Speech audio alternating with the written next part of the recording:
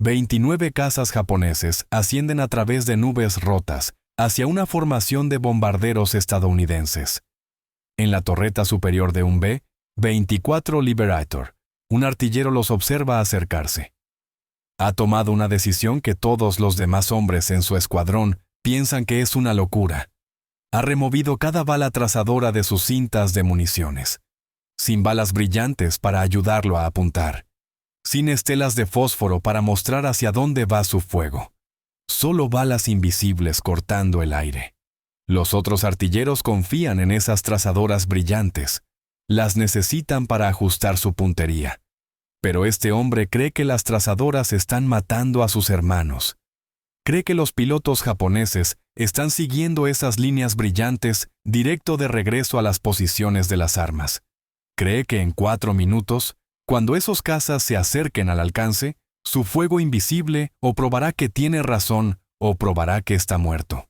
Todo lo que ha apostado en su propio entrenamiento, su propio juicio, su propia negativa a seguir el procedimiento estándar, está a punto de ser probado a 12.000 pies sobre la China ocupada.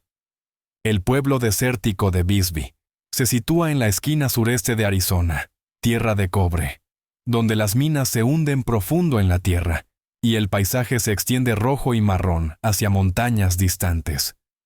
En los años 20 y 30, este era un lugar donde los jóvenes crecían con rifles en sus manos, donde disparar no era solo recreación, sino una habilidad práctica perfeccionada, a través de largas tardes en campos de tiro improvisados. Arthur Beno nació aquí en 1911. Para cuando se graduó de Bisbee High School en 1928, ya se había establecido como el capitán del equipo de fútbol americano, un joven con enfoque y disciplina física. Pero su verdadera pasión yacía en otra parte. Después de graduarse, tomó trabajo como electricista en las minas de cobre locales. Empleo estable durante años cuando el empleo estable no estaba garantizado. Sin embargo, sus fines de semana pertenecían a algo diferente. Los pasaba en campos de tiro. La puntería competitiva se convirtió en más que un pasatiempo para Beno. Se convirtió en una obsesión. Cargaba su propia munición, probando diferentes cargas de pólvora, experimentando con pesos de bala, aprendiendo cómo cada variable afectaba la trayectoria y precisión. Estudió balística con la intensidad de un ingeniero. Practicó hasta que sus manos se acalambraban, hasta que la memoria muscular reemplazó el pensamiento consciente. En 1937, quedó en 6º lugar en el Campeonato Nacional de Rifle, compitiendo contra tiradores de todo el país. En 1940, ganó el campeonato de rifle del estado de Arizona directamente. Sirvió como presidente del Club de Rifle y Pistola de Bisbee, respetado entre sus pares como un hombre que entendía las armas de fuego a un nivel que iba más allá de la familiaridad casual. Cuando Estados Unidos entró en la guerra en diciembre de 1941, Beno se ofreció como voluntario para el servicio militar. Tenía 30 años. La mayoría de los reclutas que llegaban a los centros de inducción apenas tenían 20, muchachos de granja y trabajadores de fábrica y estudiantes universitarios repentinamente empujados al uniforme. El sargento de reclutamiento miró la edad de Beno, luego miró sus puntajes de tiro documentados. La decisión fue inmediata. Beno fue enviado directamente a la Escuela de Artillería Aérea en Las Vegas Army Airfield, en Nevada. La escuela entrenaba hombres para operar el armamento defensivo en bombarderos estadounidenses. La ametralladora Browning M2 calibre 50 era el arma estándar, un sistema automático pesado capaz de disparar cientos de balas por minuto. Los estudiantes aprendían operación mecánica, aprendían cómo limpiar atascos, aprendían cómo estimar alcance y tiempo de anticipación para objetivos en movimiento. Beno se graduó en lo más alto de su clase. Sus instructores notaron su excepcional precisión y su comprensión de principios balísticos que la mayoría de los estudiantes nunca captaban. Recibió asignación al Escuadrón de Bombardeo 374, parte del Grupo de Bombardeo 308. A principios de 1943, la unidad se desplegó a China como parte de la 14ª Fuerza Aérea. Beno se convirtió en el artillero de torreta superior a bordo de un B-24D Liberator, que la tripulación apodó el Gun. Su posición lo colocaba en una torreta giratoria sobre el fuselaje, armado con ametralladoras gemelas calibre 50, responsable de defender la aeronave contra ataques de cazas desde arriba y los lados. La primera vez que Beno inspeccionó su munición de combate, vio el patrón de carga que era estándar en todas las fuerzas aéreas del ejército. 4 balas de bola, una trazadora, 4 balas de bola, una trazadora. Las balas de bola eran proyectiles incendiarios perforadores de blindaje estándar. Las balas trazadoras contenían fósforo que se encendía al disparar, creando una estela visible brillante que marcaba el camino de la bala a través del aire. La teoría detrás de este patrón de carga era directa. Los artilleros necesitaban ver hacia dónde iban sus balas. Las trazadoras les permitían ajustar su puntería, caminando su fuego hacia el objetivo observando el rastro brillante. Beno miró esas balas trazadoras y comprendió inmediatamente lo que sucedería en combate. Los pilotos de cazas japoneses no eran ciegos. Verían las estelas brillantes arqueándose por el cielo. Seguirían esas líneas brillantes directamente de vuelta a su fuente. Sabrían exactamente qué torreta estaba disparando. Concentrarían sus ataques en las posiciones que podían identificar. Las trazadoras que se suponía ayudaban a los artilleros estadounidenses a sobrevivir, en cambio, guiarían a los cazas enemigos directamente hacia ellos. Esa noche, trabajando solo en la tienda de armamento, Beno extendió 500 balas de munición calibre 50 sobre una mesa de madera. Removió cuidadosamente cada una de las balas trazadoras de sus cintas. Reemplazó cada una con una bala de bola estándar, sin fósforo, sin brillo, sin anuncio brillante de su posición. Cuando terminó, su munición consistía enteramente de balas convencionales, que no dejaban rastro visible. Los otros artilleros en su escuadrón pensaron que había perdido la cabeza. ¿Cómo podía alguien esperar golpear una aeronave de combate en movimiento sin poder ver hacia dónde iban las balas?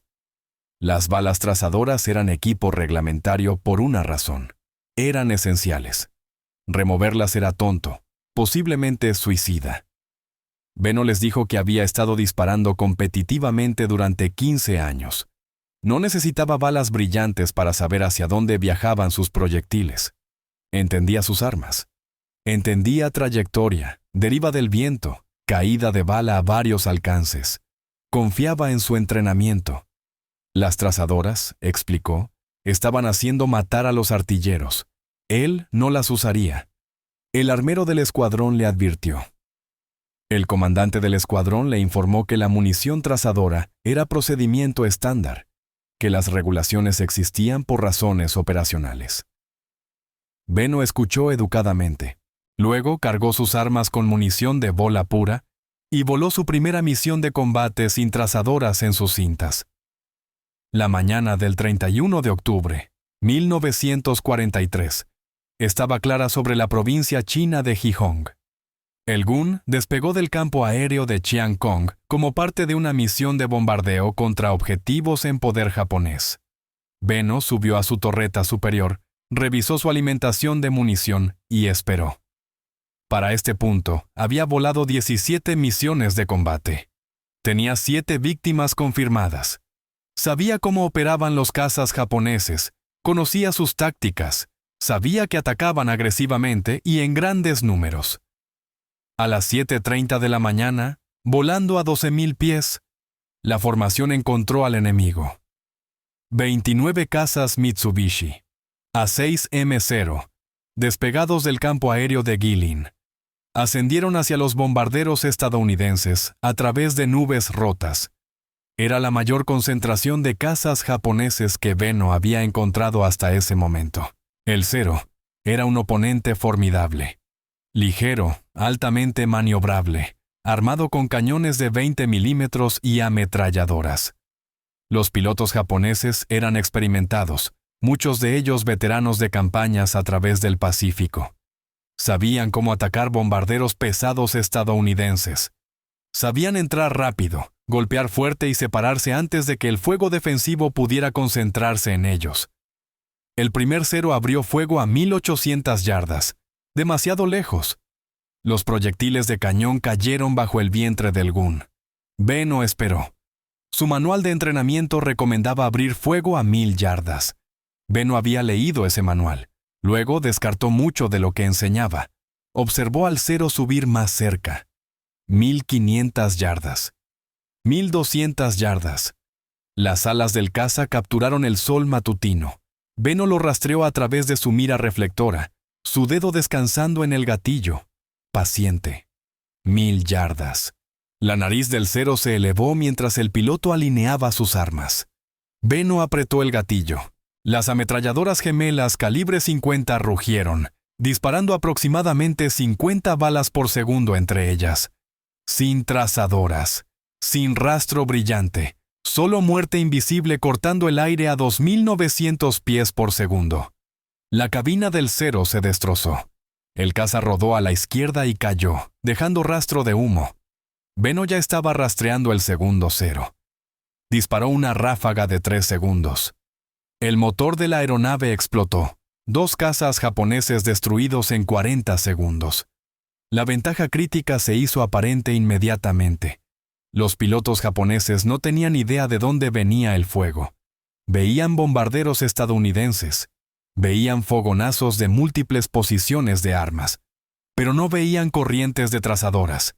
No veían línea brillante mostrándoles exactamente qué torreta les estaba disparando. No podían identificar la posición de Beno. Otros artilleros en la formación estaban disparando. Sus balas trazadoras dibujaban líneas naranja brillantes a través del cielo. Los pilotos japoneses siguieron esas trazadoras de vuelta a sus fuentes. Concentraron su fuego en las posiciones de armas que podían ver, en las torretas que se anunciaban con balas brillantes. 2 B-24 cayeron fuera de formación en 90 segundos. 16 artilleros estadounidenses murieron, pero ningún piloto japonés podía ver el fuego de Beno. Sus balas llegaban sin advertencia, sin anuncio brillante, era invisible. Un cero se zambulló bajo el Gun y tiró fuerte hacia arriba para un ataque de vientre. Beno rotó su torreta hacia abajo y disparó directo hacia abajo a través del arco inferior del bombardero. La ráfaga caminó por el fuselaje del cero y hacia la cabina. El caza cayó. La batalla aérea duró 8 minutos.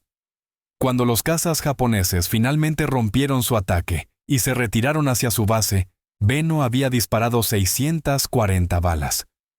Los cañones de sus armas brillaban rojos por el disparo sostenido. Abajo, esparcidos a través de arrozales y valles, 5 cazas cero ardían. 2 más habían caído en espiral al golfo, dejando rastro de fuego y humo. Cuando el Gun aterrizó en el campo aéreo de Chiang-Kong 3 horas después, el comandante del escuadrón de Beno estaba esperando. El metraje de las cámaras de las armas había sido revisado.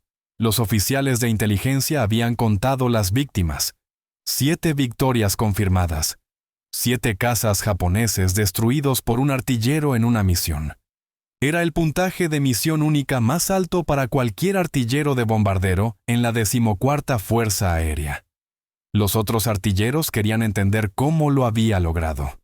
Beno les mostró sus cintas de munición, balas de bola puras, sin trazadoras.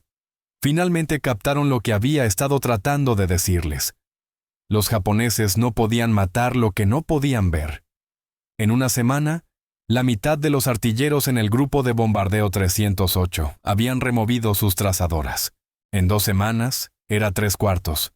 La modificación comenzó a esparcirse a otros escuadrones, otros grupos de bombardeo. Beno había iniciado algo que eventualmente cambiaría las tácticas de artillería defensiva a través de múltiples fuerzas aéreas. Pero remover trazadoras era solo parte de lo que hacía efectivo a Beno. Sus puntajes de tiro no eran suerte, eran el resultado de 15 años de entrenamiento disciplinado de puntería. Sabía exactamente hacia dónde iban sus proyectiles sin necesitar balas brillantes para mostrárselo. La mayoría de los artilleros no podían reclamar ese nivel de habilidad. Habían recibido semanas de entrenamiento, no años de práctica dedicada. El conteo de víctimas confirmadas de Benno subió. 8 aeronaves destruidas. 10. 12. Para mediados de noviembre se estaba acercando a récords sostenidos por pilotos de caza. Los haces de caza recibían medallas, publicidad, giras de vuelta a casa como héroes. Los artilleros de bombarderos simplemente seguían volando misiones hasta que morían o completaban su gira. 14 de noviembre, 1943. 2 semanas después de la misión de Gijón. Benno subió a su torreta para otra operación. Su total de víctimas confirmadas estaba en 7. El objetivo para esta misión era el puerto de Hong Kong. El briefing había sido corto. 14 B-24 Liberators del grupo de bombardeo. 308 atacarían el transporte marítimo japonés. La inteligencia estimaba oposición de cazas ligera, quizás una docena de ceros basados en el campo aéreo de Kai Tak. Los bombarderos se acercarían desde el norte a 16.000 pies, soltarían su carga, girarían para regresar a casa. La inteligencia estaba equivocada. El Gun despegó de Chiang Kong a las 5:30 de la mañana. El capitán Samuel Skousen mantuvo formación mientras el escuadrón subía a altitud. Benno hizo disparos de prueba de sus armas sobre las montañas del sur de China. Ambas armas, calibre 50, funcionaron perfectamente. Había cargado cintas de munición frescas la noche anterior. 1000 balas, 0 trazadoras. El vuelo a Hong Kong tomó 2 horas y 40 minutos. La formación cruzó la costa china a 14.000 pies y comenzó a subir a altitud de bombardeo. El mar del sur de China se extendía gris y vacío abajo. A las 8:10, los bombarderos avistaron la isla de Hong Kong a través de nubes rotas. A las 8:12, aparecieron los primeros ceros. Los comandantes japoneses en Kai Tak habían estado esperando la incursión. Habían despegado cada caza disponible. 34 Mitsubishi A6M ceros subieron para encontrar a los bombarderos estadounidenses. 34. Benno los contó a través de su mira. Más cazas de lo que tenía munición. Más cazas de lo que su escuadrón entero podía manejar. Esto iba a ser diferente de Haiphong. Los ceros atacaron en pares coordinados. Habían aprendido de encuentros previos con bombarderos estadounidenses. Ya no hacían pases únicos. Enjambraban, atacando desde múltiples ángulos simultáneamente. 2 cazas entrarían desde la nariz, mientras otros 2 más atacaban desde el costado, y 2 más desde abajo, creando campos de fuego superpuestos que abrumaban las posiciones defensivas. El cero líder entró alto y rápido. Benno lo rastreó a través de su mira reflectora y disparó una ráfaga de 4 segundos. El motor del cero se desintegró. El caza se volteó invertido y cayó. 1 abajo. 2 ceros más atacaron desde la derecha. Benno rotó su torreta y atrapó al líder con fuego concentrado a la cabina. El segundo cero se separó. 2 abajo. Un cero hizo un pase frontal al Gun. Benno no podía llevar su torreta superior a enfrentar un objetivo directamente adelante. Observó las trazadoras del artillero de nariz fluir hacia el caza. Las armas del cero destellaron. Proyectiles de cañón de 20 milímetros perforaron la sección de nariz del Gun. El bombardero, el primer teniente Malcolm Sanders, recibió un impacto directo. Murió instantáneamente. 3 ceros atacaron desde abajo. Benno rotó su torreta hacia abajo y disparó al líder. La ráfaga golpeó la raíz del ala del cero. El ala se dobló y el caza cayó dando tumbos. 3 abajo. La formación se estaba desmoronando. B-24 esparcidos a través de 10 millas de cielo. Algunos giraron de vuelta hacia China, otros presionaron hacia el objetivo. Los cazas japoneses los persiguieron a todos. Benno disparó constantemente, ráfagas cortas controladas. 4 segundos. Travesía a nuevo objetivo. Fuego. Travesía. Fuego. Un cero explotó en el aire. 4 abajo. Otro cayó dejando rastro de humo. 5 abajo. El motor número 3 del Gun comenzó a perder presión de aceite. Humo negro fluía del carenado. El capitán Skousen lo apagó y puso la hélice en bandera. El bombardero se ralentizó, cayendo detrás de la formación. Caer atrás significaba morir solo. Los cazas japoneses siempre se concentraban en los rezagados. Benno sabía lo que venía. Rotó su torreta y esperó. 6-0 se separaron de la batalla principal y se zambulleron hacia el gun dañado. Benno los contó, revisó su contador de munición. 400 balas restantes. Necesitaría cada una. Los 6 entraron en oleadas. 2 desde arriba, 2 desde el costado, 2 desde abajo. Tácticas clásicas de cazas japoneses, diseñadas para abrumar un solo objetivo desde múltiples ángulos. Benno tomó el paralto primero. Se zambulleron del sol a 400 millas por hora. Lideró al primer 0 por 3 longitudes de aeronave y disparó. La ráfaga atrapó el motor del caza. Llamas estallaron del carenado. El 0 rodó sobre su espalda y cayó ardiendo. 6 abajo. El segundo 0 desde arriba rompió a la derecha. Benno lo rastreó a través del giro y disparó una ráfaga de 2 segundos. Las balas caminaron a través del fuselaje del 0. La cabina se destrozó. El caza entró en giro plano. Hacías 7 abajo. El ataque de costado vino desde la izquierda. 2 ceros en formación apretada. Abrieron fuego a 1200 yardas. Sus proyectiles de 20 milímetros desgarraron el ala izquierda del gun. Fluido hidráulico roció a través de la piel de aluminio. Benno rotó su torreta y enganchó al líder. Su primera ráfaga falló. Corrigió y disparó de nuevo. El ala del 0 explotó. 8 abajo. El segundo 0 desde el costado continuó su carrera de ataque. Sus armas destellaron. Proyectiles perforaron la sección de cola del gun. El timón se destrozó. El capitán Skousen luchó para mantener el bombardero nivelado. Benno disparó al 0 atacante. Una ráfaga de 3 segundos.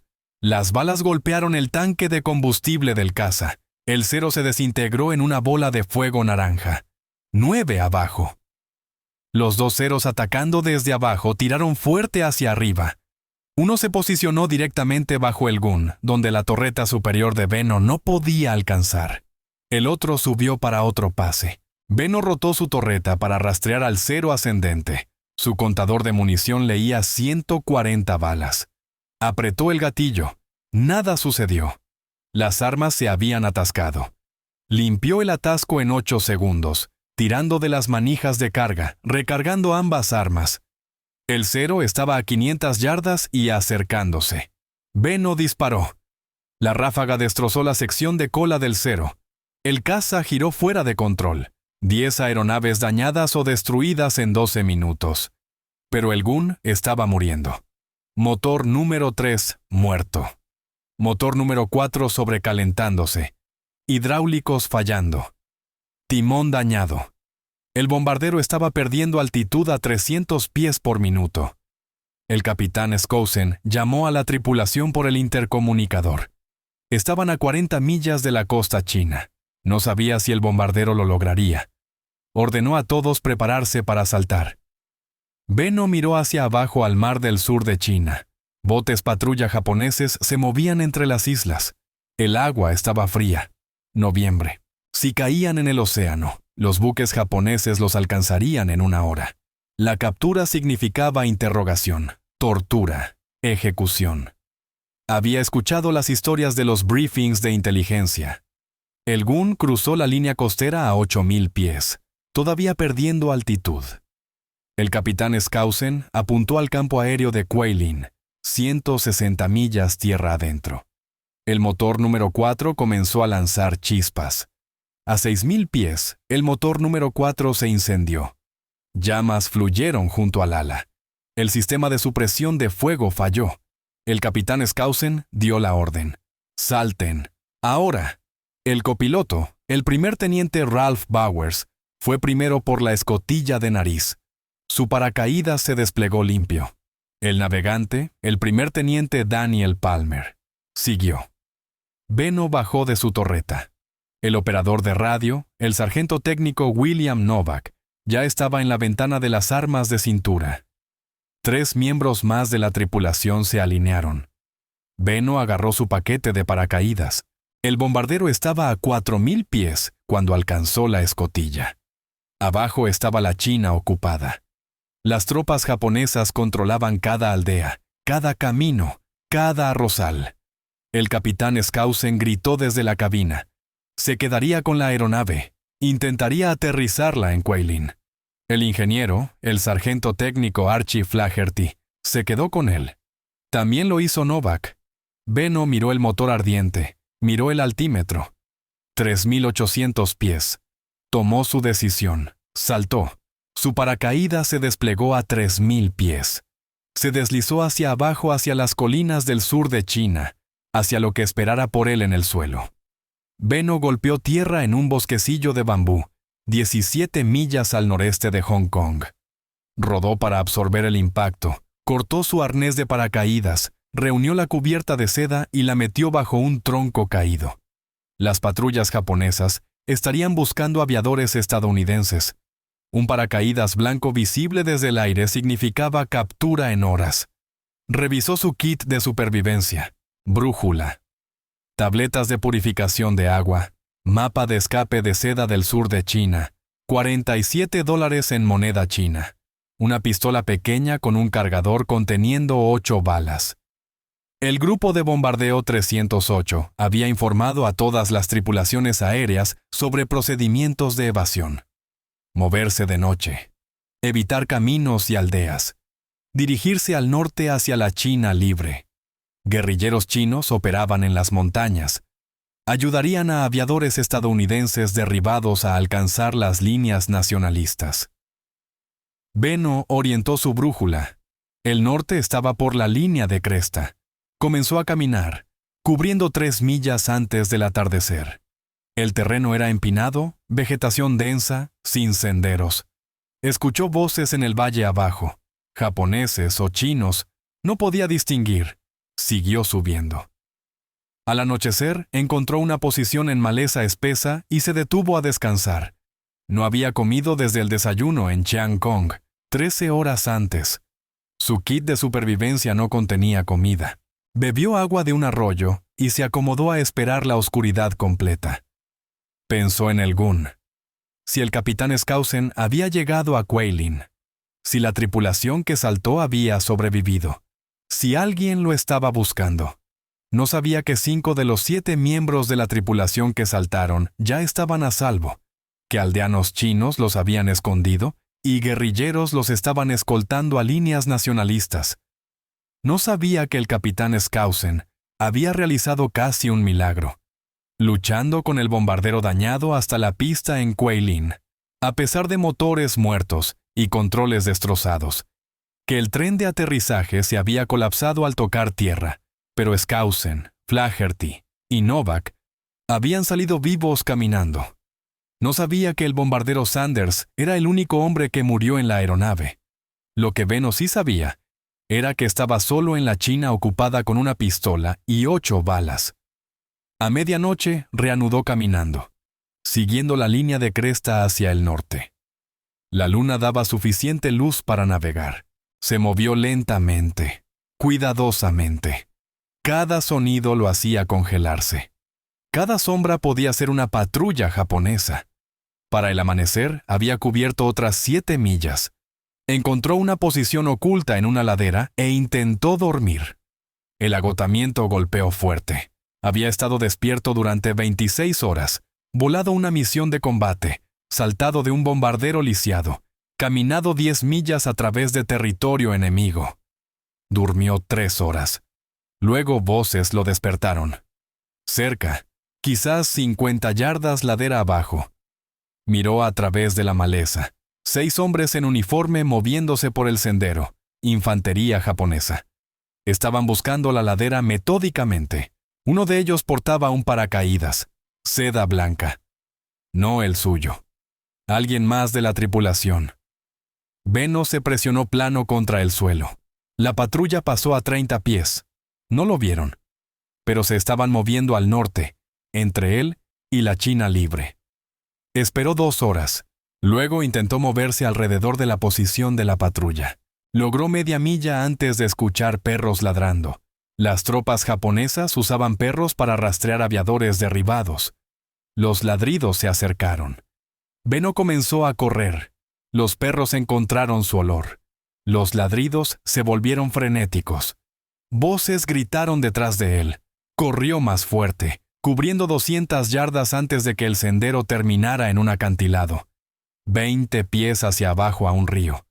Ningún otro camino adelante. Los perros estaban a 100 yardas atrás y acercándose. Benno miró el agua, miró su pistola, hizo su elección. Saltó. El río era poco profundo, 4 pies de profundidad. Benno golpeó el agua fuerte, la corriente lo arrastró río abajo. Emergió y nadó hacia la orilla lejana.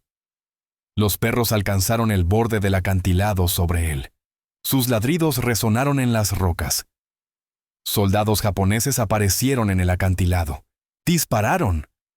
Balas de rifle golpearon el agua alrededor de él. Benno se zambulló y pateó fuerte. La corriente lo llevó alrededor de un recodo. Salió por aire y siguió nadando. Llegó a la orilla lejana y salió. Su ropa estaba empapada. Su pistola se había ido, perdida en el río. Corrió hacia el bosque y siguió moviéndose. La persecución continuó por 3 horas. Las patrullas japonesas se habían esparcido por el valle. Sabían que un aviador estadounidense estaba en el área. Habían encontrado paracaídas. Tenían perros rastreadores. Tenían comunicación de radio entre unidades de patrulla. Benno tenía ropa mojada y sin arma. Intentó circular al norte. Las tropas japonesas bloquearon esa ruta. Intentó moverse al oeste. Más tropas. Las patrullas estaban apretando una red alrededor de él. Tácticas estándar de infantería japonesa para cazar personal enemigo. Para media tarde del 15 de noviembre, Benno estaba exhausto. No había comido en 32 horas. Había caminado y corrido casi 20 millas a través de terreno montañoso. No tenía agua, sin comida, sin arma. Y estaba rodeado. A las 16 horas, una patrulla japonesa lo encontró escondido en un barranco 3 millas de donde había aterrizado. No tenía forma de luchar, ninguna forma de escapar. Se rindió. Los soldados japoneses ataron sus manos y lo marcharon a un puesto de comando avanzado. Lo registraron, encontraron sus placas de identificación. Sargento técnico Arthur J. Benno. Número de serie 6917171. Escuadrón de bombardeo 374. Grupo de bombardeo 308. Los oficiales de inteligencia japoneses sabían sobre el grupo de bombardeo 308. Sabían sobre la incursión del 14 de noviembre en Hong Kong. Sabían que bombarderos estadounidenses habían atacado el puerto. Querían información, objetivos, bases, fuerza de escuadrón, operaciones futuras. Benno les dio su nombre, rango y número de serie. Nada más.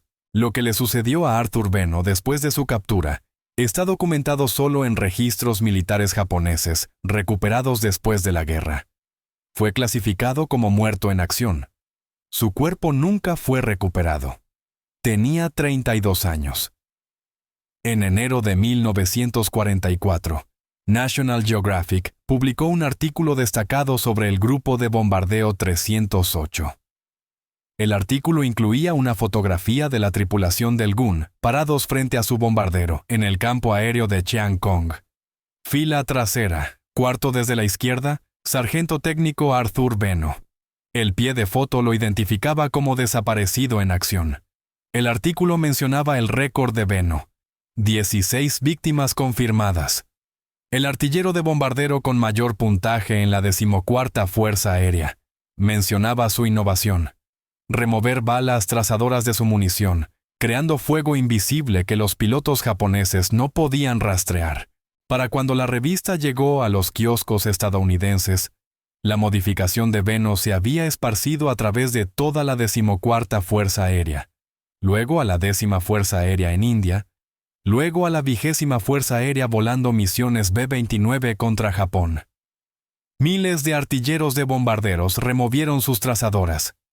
Las tasas de pérdida entre artilleros aéreos disminuyeron 18% en el primer trimestre de 1944. El comandante del escuadrón de Benno presentó una recomendación para la Medalla de Honor. La recomendación citaba 16 victorias aéreas confirmadas, acción de combate bajo fuego, innovación que salvó vidas estadounidenses, liderazgo que influenció tácticas a través de múltiples fuerzas aéreas. La recomendación subió por los canales. El cuartel general de la 14ª Fuerza Aérea la aprobó. El cuartel general del Teatro China-Birmania-India la aprobó. Llegó al Departamento de Guerra en Washington en marzo de 1944. El Departamento de Guerra negó la Medalla de Honor. Su razonamiento fue documentado en la respuesta oficial. Los artilleros aéreos, sin importar el conteo de víctimas, no calificaban para el mayor premio de la nación bajo criterios existentes. La Medalla de Honor estaba reservada para acciones involucrando riesgo extremo, más allá de deberes de combate normales. Derribar aeronaves enemigas desde una posición de arma defensiva, incluso 16 aeronaves, no cumplía ese umbral. Pilotos de caza con 16 víctimas recibían cruces de servicio distinguido. Algunos recibían medallas de honor. La diferencia nunca fue oficialmente declarada, pero el patrón era claro en los registros de premios. Los pilotos de caza eran oficiales. Los artilleros eran hombres alistados. Benno recibió la Estrella de Plata póstumamente. La citación alabó su excepcional habilidad de artillería aérea y su innovadora remoción de munición trazadora. Recibió la Legión del Mérito por su contribución a las tácticas defensivas de bombarderos. Recibió el Corazón Púrpura por haber sido muerto en acción. Su esposa recibió las medallas en una ceremonia en Bisbee, Arizona, en junio de 1944. Su hija de 12 años estaba junto a ella. Periódicos locales cubrieron el evento. Luego la historia se desvaneció. Después de la guerra, la Fuerza Aérea compiló estadísticas sobre efectividad de artilleros aéreos. El sargento técnico Michael Aruth, del Grupo de Bombardeo 379, mantuvo el conteo de víctimas confirmadas más alto en el teatro europeo. 17 victorias. Aruth sobrevivió la guerra. Arthur Benno mantuvo el conteo de víctimas confirmadas más alto entre artilleros muertos en acción. 16 victorias. Segundo más alto en general en todas las fuerzas aéreas del Ejército de Estados Unidos. Su nombre apareció en las tabletas de los desaparecidos en el cementerio estadounidense de Manila, en Filipinas. Su cuerpo nunca fue recuperado de China. Los registros japoneses de prisioneros ejecutados en áreas avanzadas eran pobres e incompletos. El destino de Benno fue oficialmente listado como muerto en acción 15 de noviembre, 1943. Sin otros detalles, Bisbee, Arizona, erigió un memorial después de la guerra, un cenotafio en la autopista 90 entre el pueblo viejo y el nuevo pueblo. El nombre de Arthur Benno fue tallado en la piedra, héroe local muerto defendiendo China. En 1948, la recién independiente República de China erigió un monumento a los mártires de aviación en la guerra de resistencia contra Japón en Nanjing. Más de 2.000 aviadores estadounidenses habían muerto defendiendo China entre 1941 y 1945. El nombre de Arthur Benno estaba entre ellos. Pero en Estados Unidos, Benno se desvaneció de la memoria. Los haces de caza se hicieron famosos. Sus nombres llenaron libros de historia. Richard Bond, Tommy Maguire, Gregory Boyington. Nombres conocidos. Todos oficiales. Todos pilotos. Los artilleros de bombarderos fueron olvidados. Incluso los que habían cambiado cómo se luchaba la guerra aérea. Incluso los que habían salvado cientos de vidas con una simple innovación. Incluso los que mantenían récords que nunca serían rotos. La innovación sobrevivió incluso cuando el hombre que la creó desapareció de la memoria pública. Las aeronaves militares modernas todavía evitan usar munición trazadora en situaciones donde revelar posiciones de armas crea desventaja táctica. El principio que Benno probó en 1943 permanece válido. El fuego invisible, Es más efectivo que el fuego que anuncia su fuente. La negativa de un hombre a seguir el procedimiento estándar. La confianza de un hombre en su propio entrenamiento. 16 víctimas confirmadas y un legado que sobrevivió a su nombre olvidado. La última fotografía de Arthur Beno lo muestra parado junto al Gun en el campo aéreo de Chiang Kong, a finales de octubre de 1943, 2 semanas antes de Hong Kong. Tiene 32 años. Sus brazos están cruzados. Su expresión es calmada. Se ve exactamente como lo que era. Un hombre que conocía su oficio mejor que nadie más en el cielo. La fotografía fue tomada para National Geographic. La revista quería documentar tripulaciones de bombarderos estadounidenses en China. Querían imágenes de hombres que estaban ganando la guerra en el Pacífico. Beno no estaba tratando de ser heroico. Estaba tratando de sobrevivir. Y comprendió algo que la mayoría de los artilleros nunca aprendieron. La supervivencia en combate aéreo no era sobre coraje, era sobre matemática, balística, probabilidad. Eliminar variables que te mataban. Las balas trazadoras eran una variable. Mostraban a los cazas enemigos exactamente dónde estabas. Convertían la artillería defensiva en un faro que decía, ven a matarme. Beno removió esa variable. El resto era entrenamiento. 15 años de tiro competitivo. Miles de horas en campos de tiro, cargando su propia munición. Entendiendo trayectoria, viento, tiempo de anticipación, caída de bala. Todo eso se transfirió directamente a la artillería aérea. Mientras otros artilleros dependían de trazadoras brillantes para mostrarles hacia dónde iban sus proyectiles. Beno ya lo sabía. Ese conocimiento lo mantuvo vivo a través de 17 misiones. Le dio 16 víctimas confirmadas. Cambió como todas las fuerzas aéreas del ejército de Estados Unidos pensaban sobre artillería defensiva. Y murió con él en la China ocupada a los 32 años. Historias como esta merecen más que notas al pie. Las decisiones tomadas por hombres como Arthur Beno, decisiones que iban contra el procedimiento estándar, decisiones que fueron descartadas como tontas hasta que probaron salvar vidas. Estos son los momentos que revelan cómo se luchan realmente las guerras. No en las narrativas limpias de historias oficiales, sino en talleres y tiendas de armamento donde individuos miran regulaciones y preguntan si esas regulaciones sirven a algún propósito más allá de la inercia institucional. Beno vio que las balas trazadoras estaban matando a sus compañeros artilleros. No escribió una propuesta formal. No solicitó permiso a través de canales apropiados. Simplemente removió las trazadoras y probó que su teoría era correcta. 16 víctimas confirmadas. 18% de reducción en bajas de artilleros a través de toda una fuerza aérea.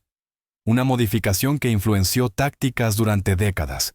Su nombre no aparece en monumentos que la mayoría de los estadounidenses jamás verán. Su fotografía se sienta en archivos que la mayoría de las personas nunca visitarán.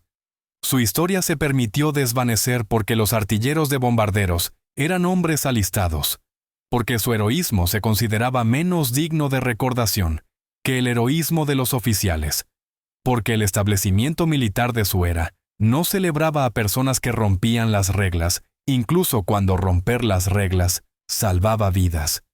Pero los hechos permanecen. Arthur Beno mantuvo el segundo conteo de víctimas confirmadas más alto de cualquier artillero aéreo en las Fuerzas Aéreas del Ejército de Estados Unidos durante la Segunda Guerra Mundial.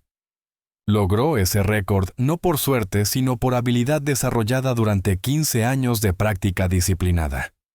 Cambió tácticas defensivas a través de múltiples teatros de guerra y murió a los 32 en custodia japonesa, habiendo hecho más para proteger tripulaciones de bombarderos estadounidenses que la mayoría de los oficiales con mucha mayor autoridad. Estas son las historias que se escapan cuando permitimos que la memoria sea formada solo por narrativas oficiales y mitología popular. Los hombres que tomaron decisiones en fracciones de segundo en tiendas de armamento. Las innovaciones que se esparcieron por escuadrones, no porque los cuarteles generales las mandaran, sino porque funcionaban. las vidas salvadas no por grandes estrategias, sino por individuos que confiaron en su propio juicio sobre la sabiduría institucional. Si permitimos que estas historias desaparezcan, perdemos algo esencial sobre cómo se desarrolla realmente la historia. Perdemos el entendimiento de que el progreso a menudo viene de los márgenes, de personas que ven problemas que aquellos en autoridad se niegan a reconocer, de individuos dispuestos a arriesgar censura o peor, para hacer lo que creen que es correcto.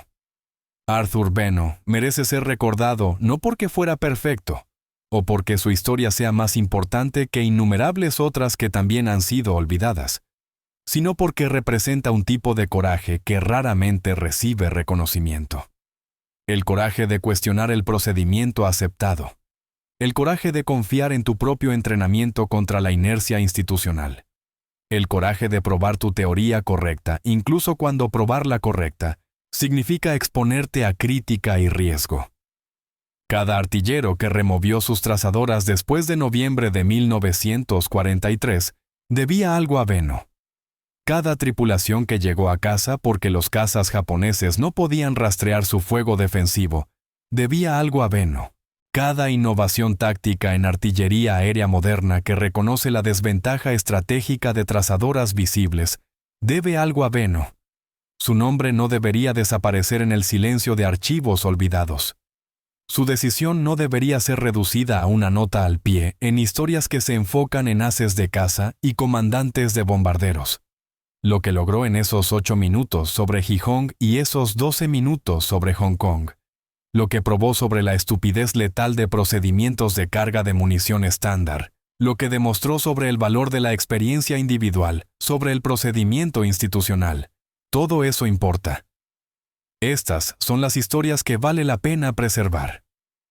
Las decisiones que nunca llegaron a reportes oficiales, pero cambiaron cómo los hombres sobrevivieron. Las innovaciones que se esparcieron no a través de directivas de comando, sino a través de efectividad demostrada. Los individuos cuyos nombres fueron tallados en cenotafios en pequeños pueblos de Arizona, y luego lentamente erosionados por viento y tiempo y olvido colectivo. Arthur Beno. 32 años. 16 víctimas confirmadas. Muerto en acción 15 de noviembre. 1943. Un hombre que vio que la forma estándar de hacer las cosas estaba matando gente, y tuvo el coraje de hacer algo diferente. Eso vale la pena recordar. Eso vale la pena asegurar que no desaparezca completamente del registro de lo que sucedió y por qué importó.